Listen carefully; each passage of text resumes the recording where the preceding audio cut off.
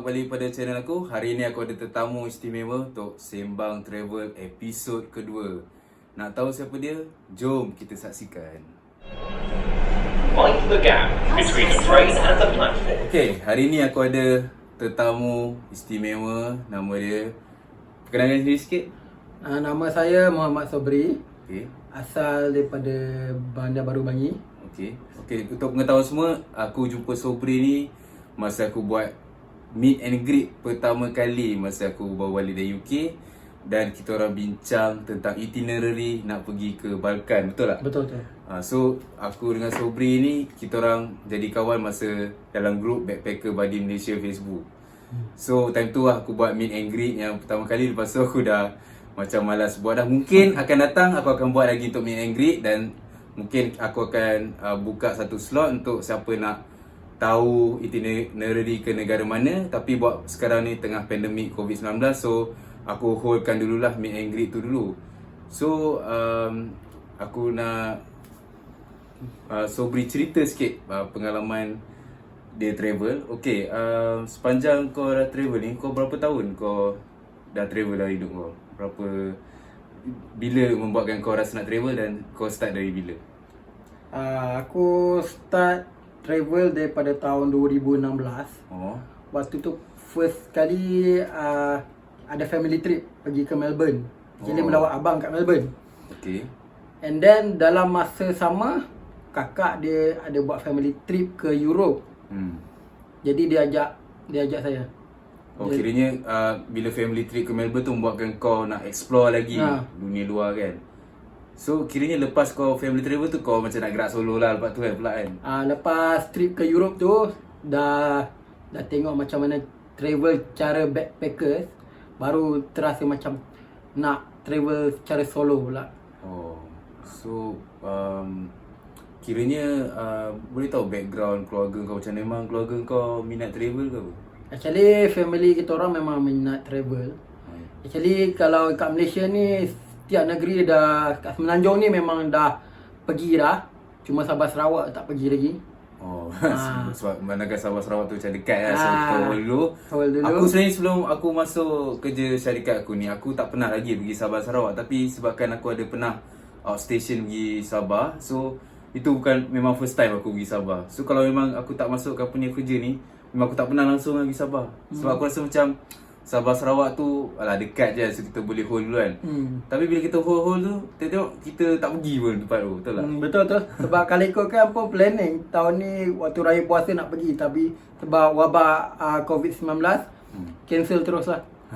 Itulah, memang wabak ni membuatkan ramai traveller yang dia punya travel plan tu terhenti ataupun tertangguh kan. Betul. So aku nak tanya, sepanjang kau dah travel ni, berapa banyak negara kau dah berjaya pergi? Dalam 21 negara lah. Oh, okay, boleh ceritakan sikit apa negara yang kau rasa paling favourite lah? Favourite sekali memang Spain lah. Spain yang nombor satu favourite. Dan yang kedua Bosnia. Okay. Dan ketiga Turki. Okay, aku nak tahu sikit lah. Masa tu kan kau jumpa aku masa meet and greet yang kau nak pergi Balkan tu kan. Okay, boleh ceritakan sikit dan mungkin viewer-viewer ni yang nak pergi ke Balkan tu nak tahulah kan apa yang best kat Balkan tu, apa tempat-tempat yang kau boleh recommend. Okay, dekat Balkan saya suka sekali Sofia best bagi saya lah. Mungkin ada setengah orang tak suka sebab saya macam orang kata lebih pada sejarah, suka sejarah. Actually Balkan ni di tempat pertembungan antara agama, antara ideologi. Betul. Dan untuk pengetahuan semua, aku ada buat video yang Bulgaria pernah diperintah oleh orang Islam selama 500 tahun So korang kena tengok video dulu baru boleh faham lah kenapa ada orang suka gila nak pergi Bulgaria. Lepas tu selain Bulgaria, Bosnia kau pergi? Bosnia pergi Mostar dengan Sarajevo. Aku hari tu pergi Mostar, aku sempat pergi kat Mostar Bridge tu. Mostar Bridge tu? Dengan bagi aku Mostar Bridge tu rare sebab dia dulu pernah kena bom. Lepas tu dia bina balik kan. Betul. Mostar Bridge tu. Tapi yang paling bestnya, kita anggap jambatan tu biasa, tapi actually Dia buat dia daripada batu yang licin. Betul, dia ada nilai-nilai sentimental lah dekat Ah. masyarakat tu. Betul, kau ada pergi dekat Belagai tak? Yang air terjun dekat Air terjun tu tak Moscow? dapat sebab tak jumpa. Sebab masa pun satu malam pun macam tak sempat lah nak pergi kat situ. Dah balik Malaysia baru tahu ada Tempat yang air menarik terjun. lagi lah.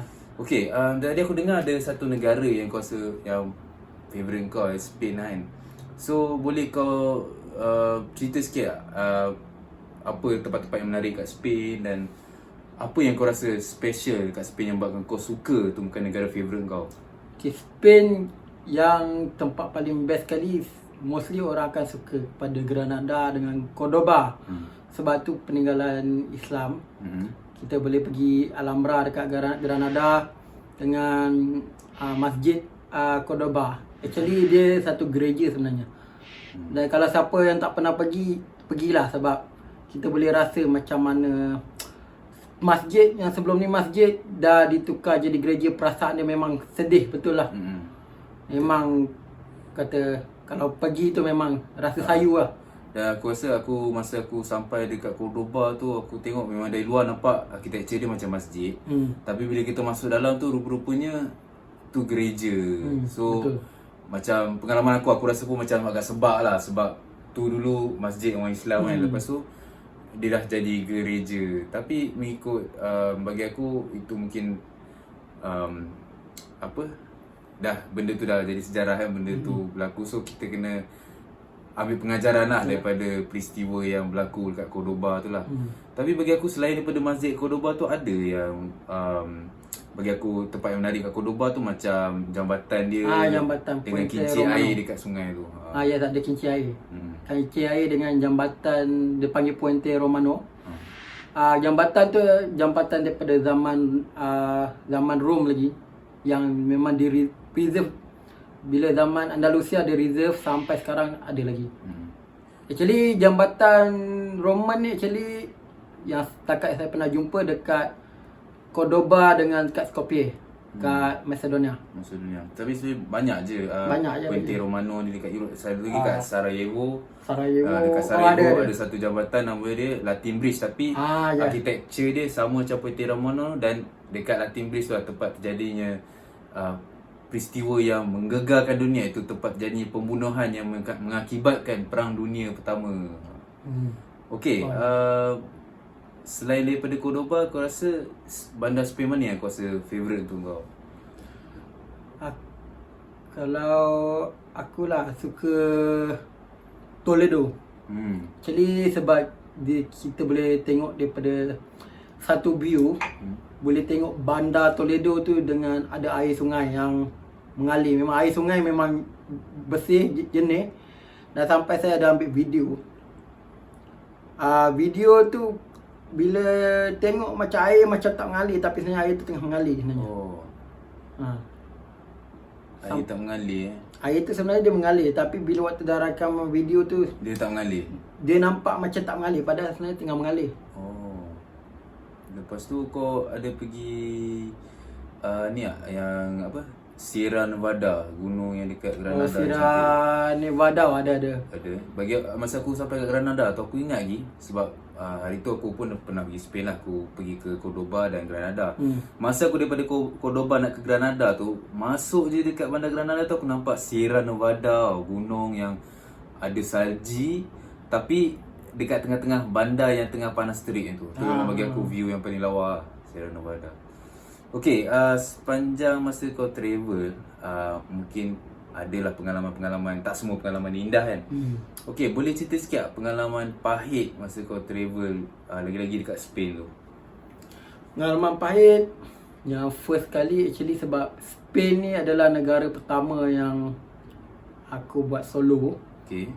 Jadi sebulan sebelum trip ke Spain tu adalah event Catalonia nak berpisah daripada Spain. Tu aku pernah dengar agak cerita tu yang Catalonia nak merdeka dari Spain kan. So apa perasaan kau time tu yang kau rasa macam politik tak stabil kan? So apa yang buatkan kau tergerak juga nak pergi ke Spain? Waktu mula-mula tu memang takut jugalah sampai tengok dekat group backpacker buddies.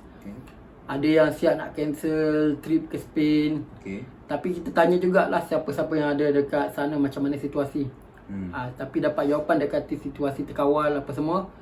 Dan sebab persiapan semua dah siap dah, tinggal nak jalan saja. Jadi kita pun tawakal lah kata, sebab kita plan pergi tapi elakkan daripada tempat-tempat yang hotspot lah. Tempat-tempat ada rusuhan ke apa. Tapi so far pergi alhamdulillah lah, memang kita dalam berita kata huru-hara tapi actually sebenarnya tak ada apa-apa pun. Ada pun perhimpunan aman je, itu pun tak ada ganggu sangat Itu sebenarnya ialah antara keburukan media yang dia suka membastikkan cerita tu supaya orang rasa macam takut. Betul. Takut, dan dia membuatkan sensasi cerita tu, menyebabkan traveller especially nak travel ke tempat tu jadi rasa macam ragu-ragu nak pergi. So bagi aku tak pernah lagi rasa pengalaman tu. Tapi aku jadi kau pun aku cuak babe. Aku rasa macam aku cancel lah trip kat situ kan. So selain daripada yang kena ragu-ragu dengan status Barcelona, Catalonia tu, so kau jadi ke tak gerak ke tempat tu? Jadi aku pun terus gerak. Okay. Aku naik Turkish Airlines. Sebab trip sebelum ni ke Europe naik Turkish Airlines. Jadi ambil Turkish Airlines sebab untuk familiar, sebab kita dah familiar dengan Turkish Airlines. Jadi dekat airport Madrid ni, turun saja daripada flight akan ada polis jaga. Polis ni dia akan check pasport setiap seorang yang turun. Tapi problem dia waktu tu hanya pasport aku pegang, dia letak tepi, dia suruh aku ke tepi. Jadi aku mula-mula memang cuak lah. Okay, tak apa, aku tunggu. Dia lepaskan seorang-seorang sampai last tinggal aku. Aku jadi tak sedap, memang tak senang duduk lah. Sebab tu trip pertama aku, trip solo pertama kat negara Eropah. Lepas tu kena tahan dekat airport. Jadi macam takut jugalah kena deport balik ke apa kan. Jadi aku cakap dengan pegawai polis tu, dia 3 orang perempuan. Yang seorang ni dia macam agak berusia sikit lah. Bila aku tanya dia kenapa, dia bukan dia tak jawab. Dia kata kau ke tepi, kau jangan duduk diam-diam kat situ. Kata apa hal ni, sebab kita dah kena tahan, mesti nak tahu apa sebab. Kan, dia tak bagi, dia suruh kita duduk diam-diam kat tepi. Mana boleh, memang kita nak tahu gak semua orang lepas yang kita seorang je kena tahan kan. Jadi memang waktu travel aku dah standby satu file, semua itinerary, tiket flight, booking hotel, semua aku dah standby dalam satu file. Aku pakai plan B, aku keluarkan file tu, tunjuk kat ada seorang polis ni, dia muda sikit lah. Jadi aku tunjuk kat dia, yang polis yang muda ni, dia tengok aku punya itinerary semua cantik, okey. Dia baca semua tiket flight, booking hotel, semua ada. Jadi dia yang convince dengan pegawai yang agak lagi tua ni, yang aku ni tak ada apa-apa, memang betul-betul turis. Dan memang aku lega, dia lepaskan aku. Jadi aku mula takut juga kalau immigration pun kena tahan lagi. Tapi so far dekat kaunter okey, sebab kemungkinan dekat airport Madrid dia dah buat security checking waktu turun daripada flight tadi. So kiranya berapa lama kau kena tahan tu? Ada dalam 20 minit jugalah. Kira 20 minit tu agak lama juga tu. Lama. Tapi setahu aku, masa aku pergi Madrid tu, masa nak masuk dia punya metro pun tak silap aku, dia ada security check kan? Ada. Dia scan bag semua. Bagi aku macam, weh, asal ketat sangat dia punya checking ni kan. Rupanya baru aku tahu dia start bawa benda tu masa ada tragedi terrorist attack kat Madrid. So dia dah start ketatkan lah dekat stesen metro, semua stesen dekat Madrid tu. So bagi aku, walaupun dia agak melecehkan, tapi sebenarnya dia macam untuk keselamatan kita tu memang penting lah kan. Check. Lepas tu masa kau lepas daripada terketah immigration tu, so sepanjang masa trip kau kat Spain tu ada lagi pengalaman? Yang ni paling best lah. Okay, pergi ke Barcelona, aku naik train Renfe. Sampai dekat train station, aku decide naik metro. Turun kat stesen Liceu. Jadi turun stesen sebab sebelum aku book penginapan, aku dah check aku kalau boleh ambil penginapan yang betul-betul dekat dengan public transport lah. So aku ambil yang betul-betul dekat dengan stesen metro. So bila turun, sebabkan tempat tak familiar, jadi aku refer pada Google Map untuk cari arah. Jadi bila turun kat Lisiau tu, kita kena lalu La Ramla. Betul. Jadi first pun aku dah salah arah dah. Patutnya aku ke belakang, tapi aku jalan ke depan. Tapi aku berpandukan Google tu, dia suruh terus ke depan. Terus ke depan, jalan-jalan. Lepas tu, okay, tak apa, aku follow lah. Lepas tu dia suruh lalu ikut lorong bangunan. Lalu kira ke kanan. Lepas tu ke kanan lagi, ke kanan lagi. Aku rasa macam, apa hal jauh sangat ni? Dengan jalan ni macam dengan batu-batu kan, yang tak ratanya, dengan orang pun ramai. Lepas tu memang dekat setengah jam jugalah. Macam aku dah waktu tu dah menyesal betul lah ambil hostel ni kan. Okay, tak apa, aku teruskan sebab aku dah sampai. Nak tukar pun dah tak boleh, tak boleh buat apa kan. Jadi okay, memang dekat setengah jam sampai hostel. So bila dah sampai, aku dah check in, semua selamat. Aku mandi, solat semua. Biasalah dah penat tu, macam lapar nak makan kan. Turun, tengok metro tu alah, dalam 2-3 minit je jalan kaki. Rupanya memang betul-betul kena game dengan Rupanya dekat lah yang Dia dekat je. tu kau kena jalan jauh sikit sebab kan kau percaya sangat kat Google Map tu. Masalah kalau jauh sikit tak apa, ni betul-betul pusing. Dah lah kena pusing, lepas tu kena cross La Ramla balik, lepas tu pergi ke hujung lagi kena pusing balik. Jadi macam apa hal ni kata macam Tapi setahu aku, masa aku ingat balik lah, masa buka La Rambla Barcelona tu, bagi aku masa nak redah La Rambla tu ramai orang ramai kan. Dia ramai. Lepas tu bila kau kena pusing banyak kali dengan ramai orang, lepas tu kau lalu belakang-belakang kedai, kau tak takut ke tiba-tiba ada orang datang ugut kau ke? Waktu tu aku nak kata takut dah tak ada. Sebab apa? Sebab aku dah tengah stres sebab dah penat. Lepas tu kena jalan jauh. Aku matlamat aku sampai ke tempat hostel tu je. Tapi memang dah tak terfikir dah pasal orang nak ugut ke, pickpocket ke apa ke. Sebab dompet memang tak pegang, simpan dalam bag. Jadi yang duit cash pun kita ada dalam money bag dekat dalam baju. Jadi tak risau apa pasal duit. Cuma target nak sampai hostel tu je sebab memang betul-betul penat kan, dengan tak makan. Sampai pun dah dekat petang dah. Jadi macam tahu satu je, sampai tempat penginapan je tu je, dan dengan first time sampai ke Barcelona.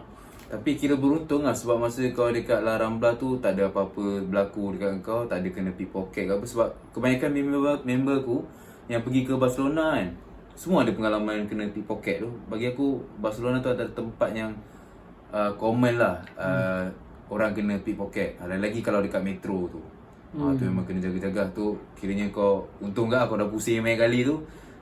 Dompet kau sebaik kau letak dalam bag kan. Tu kira okey lah untuk kau. Tapi so far memang aku pun sebelum ni dah memang survey kan. Memang aku tahu Barcelona ni memang tempat pickpocket kan. Tapi dah 2 kali pergi Barcelona, so far memang alhamdulillah memang tak pernah langsung lah kena pickpocket ke scam ke. Memang alhamdulillah memang tak ada lah. So kiranya tu penting je guys, kalau korang nak travel tu korang kena research dulu dekat tempat tu apa yang kejadian yang korang akan hadapi, yang mungkin akan kena. So kau boleh elakkan daripada awal lah. So pentingnya kita research dulu sebelum kita pergi ke travel. Okay, lepas tu kau ada cerita yang kau dah 2 kali pergi ke Spain. So yang kali kedua tu ada pengalaman pahit yang kau rasa yang agak pahit lah dekat Spain dan palat lah aku rasa? Yang aku rasa palat dekat yang second tu, dia benda ni tak ada besar pun. Cuma bila aku dekat Granada, aku nak naik train ke Ronda. Jadi nak pergi ke Ronda naik train, sampai stesen aku cuma tengok kat monitor train ke Barcelona je. Jadi macam mana train ke tempat lain ni? Aku mula duduk kan. But memang travel kita tak tengok pun berita-berita semasa kat Spain. Okay. Lepas tu okay, macam dah berapa lama ni takkanlah tak ada satu train pun pergi ke Ronda kan. Jadi pergi ke counter information. Rupanya dia inform pun dia kata untuk pergi ke Ronda, dia kata tak ada train, cuma ada bus. Aku waktu tu mula-mula kata okey, sekarang ni takkanlah aku kena pergi ke stesen bus pula. Dan untuk pengetahuan, train station Granada dengan train station bus station Ronda tu memang jauh. Kena naik bus lah. Aku kata takkanlah aku kena tukar pergi naik bus pula. Kenapa syarikat Renfe tak diinform aku awal pasal benda ni kan. Padahal aku booking untuk naik train. And then aku duduk, and then aku baca dia punya notis dia dalam bahasa Sepanyol lah kan. Jadi So hablas Espanyol lah kan? aku boleh lah faham sikit-sikit, tapi nak kata faham semua tak boleh. Jadi aku pakai Google Translate yang pakai kameranya.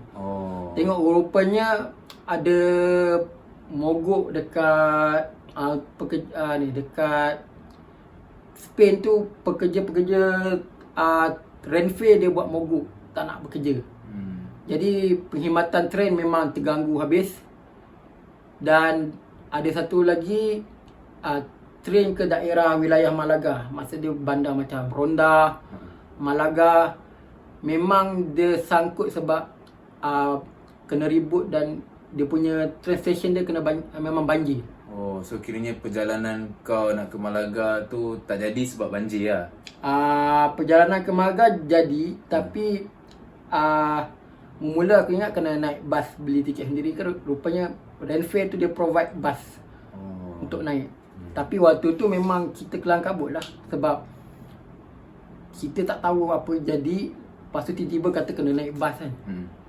Kata memang kata bengang jugalah kan.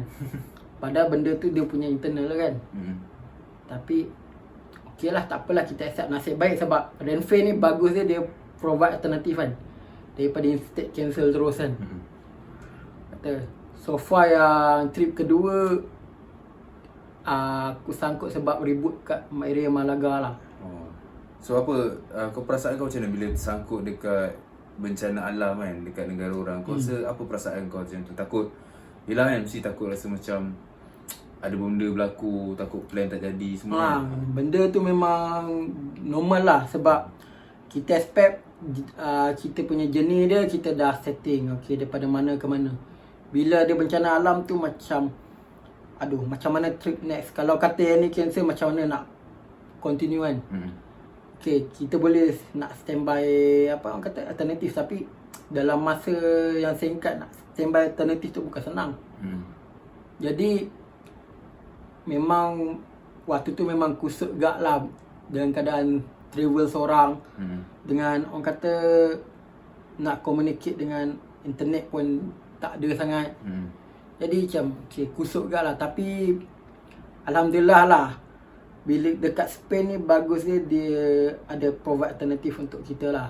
Kita tak perlulah nak kata fikir Plan B kan? Plan B. Okay, memandangkan kau, sebab aku hari tu aku travel Spain pun daripada UK.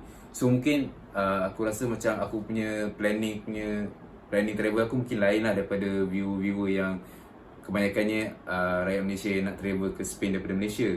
So boleh tak bagi tips sikit macam mana untuk traveler dari Malaysia untuk ke Spain macam yang kau buat sebelum ni? Untuk travel ke Spain ni, first kali cost flight lah. Sebab terutamanya untuk ke Spain ni, dia punya tiket flight lagi mahal daripada pergi ke London, ke Paris, Amsterdam kan.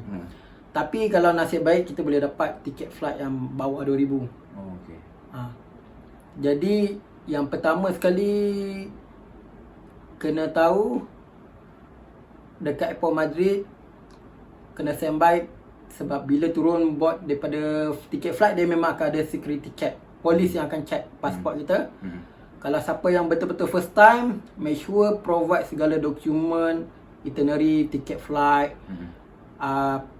booking hotel kalau ada. Itu penting. Untuk public transport dekat Spain, memang agak bagus.